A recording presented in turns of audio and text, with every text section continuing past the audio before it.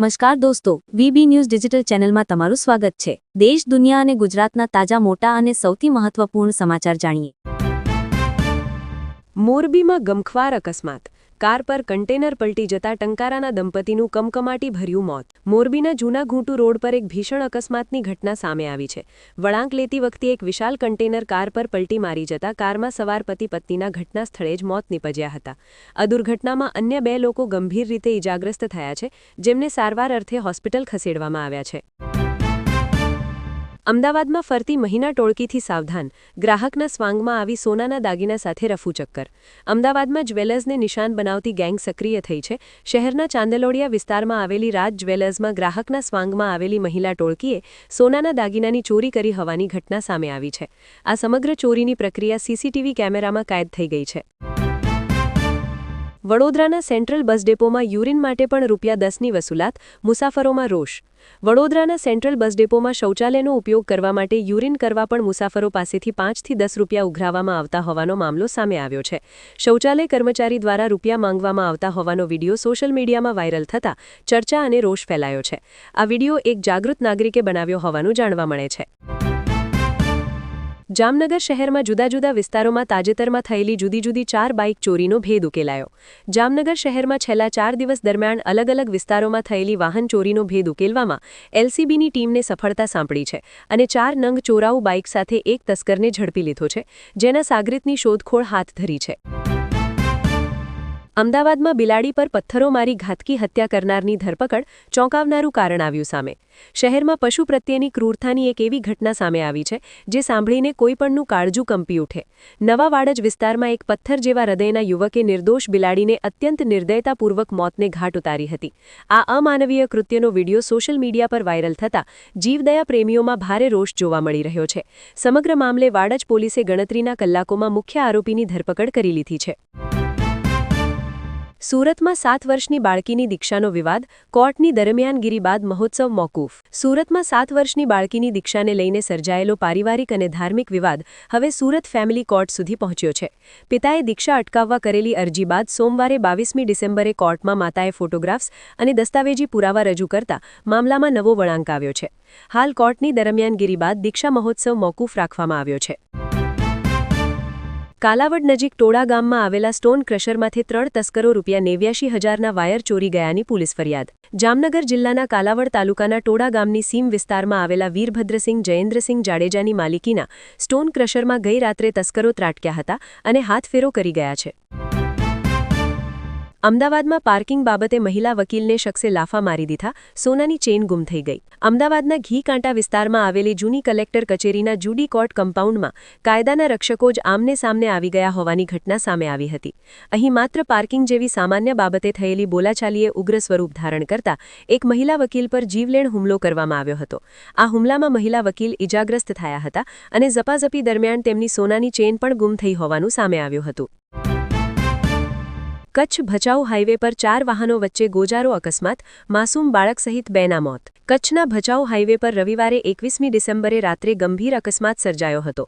કેસરીગઢ resort સામે 4 વાહનો એકબીજા સાથે અથડાતા લાગેલી ભીષણ આગમાં 1 વર્ષના માસૂમ બાળક અને એક ટ્રેલર ચાલકનું કમકમાટી ભર્યું મોત નીપજ્યું હતું।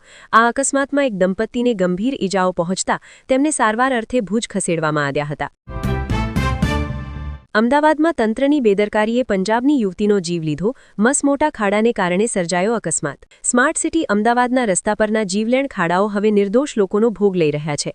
શહેરના નરોડા રોડ પર આવેલી અરવિંદ મિલના ગેટ સામે એક અકસ્માત સર્જાયો હતો, જેમાં પંજાબથી દર્શનાર્થે આવેલી 28 વર્ષીય યુવતીનું આઈસર ટ્રકની અડફેટે આવતા કમકમાટી ભર્યું મોત નીપજ્યું હતું। ધ્રાંગધ્રાના રાજપરમાં હડકાયા શ્વાને ભેંસ અને પાડીને બચકા ભરતા મોત નીપજ્યા છે, જ્યારે મૃત્યુ પામેલી ભેંસનું દૂધ પીતા પરિવારના 7 સભ્યોને પણ સારવાર હેઠળ હોસ્પિટલ ખસેડવામાં આવ્યા છે।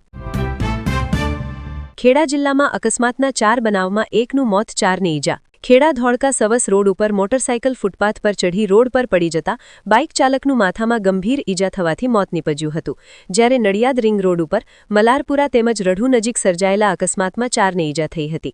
આ બનાવ અંગે જે તે પોલીસ મથકમાં ગુનો નોંધવામાં આવ્યો છે।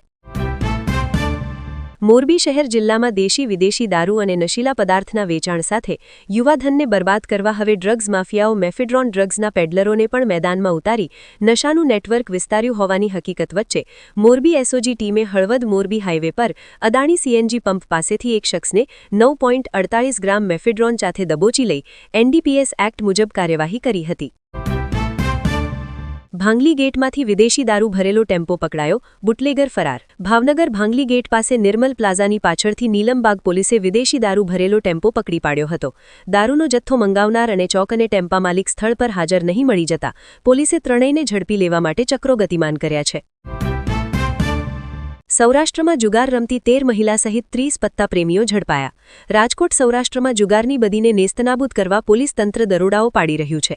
આજે જામનગર, મોરબી, લાલપુર તાલુકાના હરિપર, ગોંડલના મોટા દડવામાં પોલીસે જુગાર દરોડા પાડી ₹3 લાખથી વધુની રોકડ રકમ, મોબાઈલ ફોન અને વાહનો સહિત કુલ 30 પત્તા પ્રેમીઓને પકડી પાડ્યા છે, જેમાં 13 મહિલાઓનો સમાવેશ થાય છે.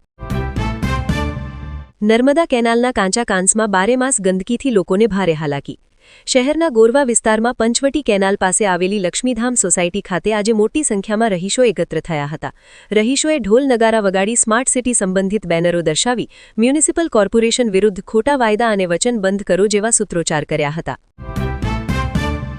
વેરાવળ જૂનાગઢ પેસેન્જર ટ્રેનના લોકો પાયલટે ઇમરજન્સી બ્રેક લગાવી 6 સિંહોને બચાવ્યા, વન વિભાગે સુરક્ષિત જગ્યાએ ખસેડ્યા. ગુજરાતની આન બાન શાન ગણતા 6 એશિયાઈ સિંહ સાથે આજે મોટી દુર્ઘટના ટળી છે. ભાવનગર રેલવે મંડળના લોકો પાયલટની સૂઝબૂઝના કારણે રેલવેના પાટા પર આવી ચડેલા 6 સિંહોનો આબાદ બચાવ થયો છે. સિંહોને ટ્રેક પર જોતા જ train number 52,955 Veraval Junagadh passenger ગાડીને તાત્કાલિક ઇમરજન્સી બ્રેક લગાવવામાં આવી હતી. અમરેલીમાં માનવભક્ષી દીપડો પાંજરે પુરાયો, ગોપાલગ્રામ સીમ વિસ્તારમાં બાળકને ફાડી ખાધું હતું. અમરેલીના ધારીના ગોપાલગ્રામ સીમ વિસ્તારમાં બાળક પર આજે વહેલી સવારે દીપડાએ હુમલો કર્યો હતો, જેમાં દીપડાએ તુવરના પાકમાં 5 વર્ષના બાળકને લઈ જઈને ફાડી ખાધું હતું. સમગ્ર ઘટના અંગે સ્થાનિકોએ જાણ કરતા વન વિભાગની ટીમ ઘટના સ્થળે પહોંચી અને દીપડાને પકડી પાડવા પાંજરું ગોઠવવામાં આવ્યું હતું. અંતે દીપડો પાંજરે પુરાયો છે. સુરતમાં એબીવીપીના વિદ્યાર્થીઓને કાર રેલીમાં જોખમી રીતે સ્ટન્ટ્સ કરવા ભારે પડ્યા, પોલીસે કરી કાર્યવાહી.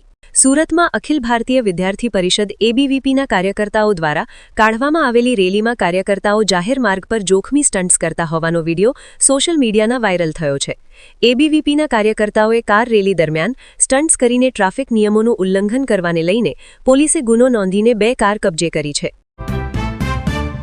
સાબરકાંઠા, રાજસ્થાનથી હથિયાર ઘુસાડવાનું ષડયંત્ર નિષ્ફળ, ખેડબ્રા ચેકપોસ્ટ પરથી 3 પિસ્તોલ સાથે 2 શખ્સ ઝડપાયા. સાબરકાંઠા સ્પેશિયલ ઓપરેશન ગ્રુપ એસઓજીને હથિયાર તસ્કરી મામલે મોટી સફળતા મળી છે. ખેડબ્રહ્માની ખેડબ્રા ચેકપોસ્ટ પરથી એસઓજીની ટીમે ફિલ્મી ઢબે 3 પિસ્તોલ અને મેગેઝીન સાથે 2 શખ્સોની ધરપકડ કરી છે.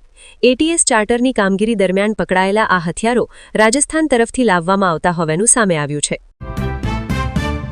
સોનિયા ગાંધી રાહુલ ગાંધીને ફરી ઝટકો, નેશનલ હેરાલ્ડ કેસમાં નોટિસ, 6 દિવસ પહેલા જ મળી રાહત. નેશનલ હેરાલ્ડ મની લોન્ડરિંગ કેસમાં આજે 22મી ડિસેમ્બર 2025ના રોજ દિલ્હી હાઈકોર્ટે કોંગ્રેસ નેતા સોનિયા ગાંધી, રાહુલ ગાંધી સહિત અન્ય આરોપીઓને નોટિસ ફટકારી છે.